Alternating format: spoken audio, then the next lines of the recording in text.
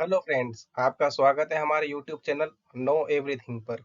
आज का हमारा टॉपिक है व्हाट इज राज्यसभा।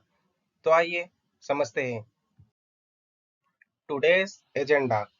राज्यसभा क्या होती है, राज्यसभा के सदस्यों का निर्वाचन कैसे होता है, कार्यकाल कितना होता है, राज्यसभा सदस्य के लिए योग्यताएं क्या-क्या होती है, शक्तियां, सदस्य संख्या क्या होती है, संरचना।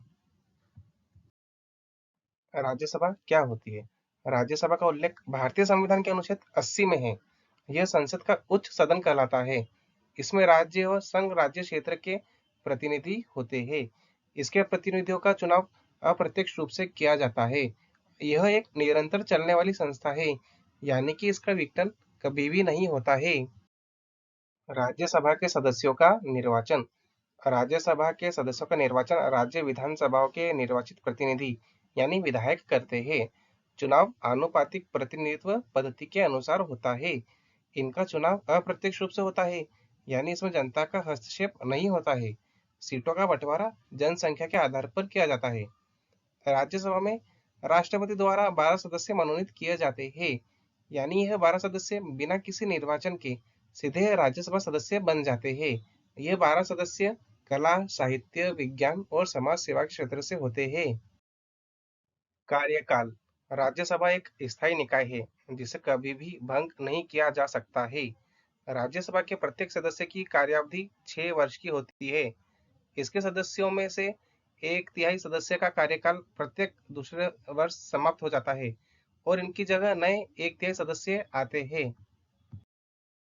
राज्यसभा सदस्य के लिए योग्यताएं। वह भारत का नागरिक हो, वह 30 वर्ष का आयु पूर्ण कर चुका हो। लोकसभा के लिए 25 वर्ष आयु पूर्ण करना आवश्यक है।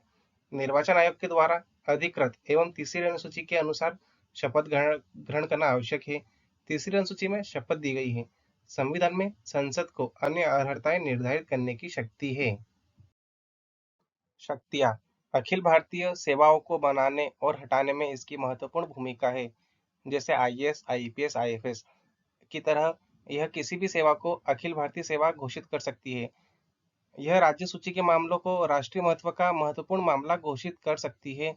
लोकसभा के साथ मिलकर कानून बनाती है व संविधान संशोधन करती है।